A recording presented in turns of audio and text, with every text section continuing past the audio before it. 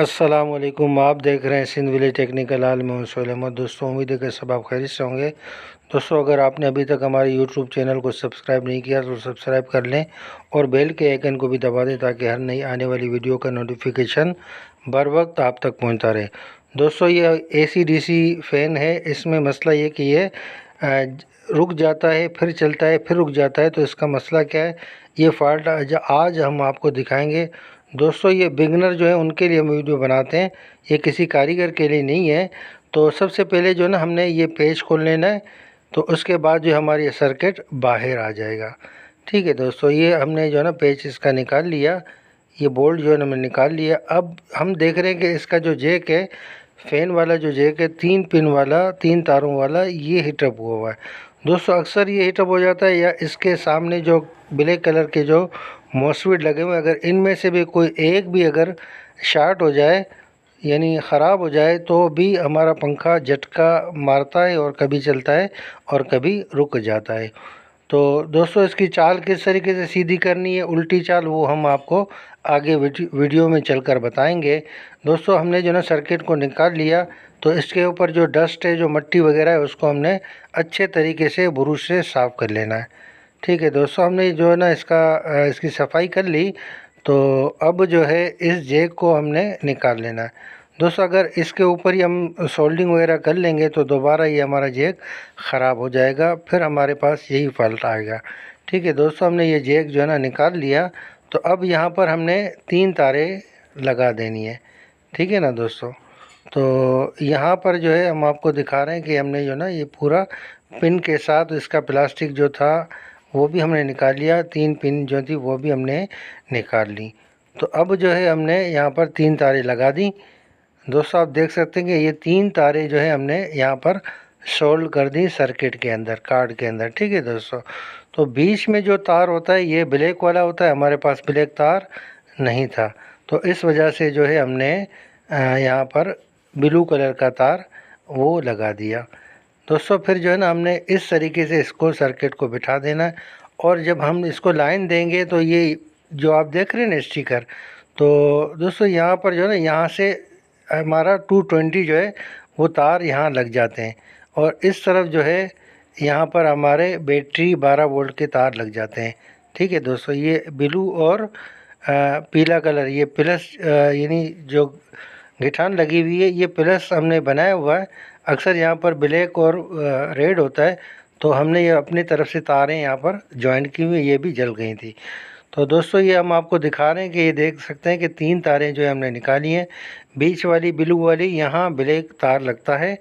तो यहाँ पर जो है ये आप देख सकते हैं कि ये DC वाला साइड है।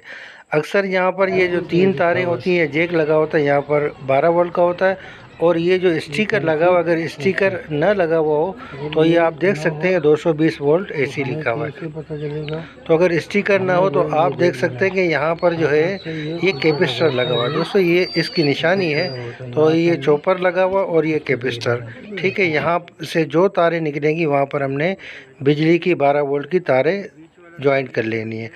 तो दोस्तों, ये जो 3 तारें हमारी आ रही हैं, जो हमने जैक निकाल के यहाँ 3 तारें लगाई हैं, तो इसको फ़ैन में किस तरीके से अटैच करना है। तो ये 2 तारें जो हैं इनको हमने, यानी 2 तार जो आ रही हैं ना ब्लैक को छोड़कर उनके साथ हमने लगा देना है। ठीक है दोस्तों, बीच वाली जो तार है वो ब्लैक होती है। तो अगर हमारा पंखा जो है अगर उल्टा घूमे तो फिर जो है हमने ये तार निकाल कर उस तरफ कर देनी है, और उस तरफ वाली तार को हमने घुमा के इस तरफ लाना है। दोस्तों, ये हम आपको पहले जो ना जो रेगुलर जो तरीका होता है, यानी जो पंखा जिस तरीके से सही घूमता है, वो हम आपको लगा कर दिखा रहे हैं। तो आप जो है इसको ज़हन में बिठा लीजिएगा।